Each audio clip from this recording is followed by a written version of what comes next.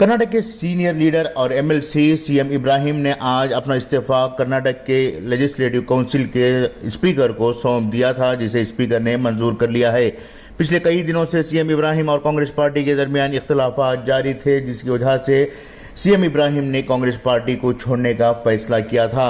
उन्होंने अपना इस्तीफा पहले ही कांग्रेस पार्टी के हाईकमान को भेज दिया है। सीएम इब्राहिम को उम्मीद थी कि कांग्रेस पार्टी इनके साथ बातचीत के लिए आगे आएगी। हालांकि रियासती सतह पर सिद्धरामैया समेत कई मुस्लिम लीडरों ने इनके साथ तबादला ख्याल करते हुए पार्टी से अलहदा ना होने के लिए अपील की थी, मगर ये आईसीसी सतह पर इनसे बातचीत के लिए किसी ने पेशरफ नहीं की थी। सीएम इब्राहिम ने आज सुबह 11 बजे अपना इस्तीफा स्पीकर को सौंप दिया था, जिसके बाद स्पीकर बसवराज होराड्डी ने इनका इस्तीफा कबूल कर लिया है।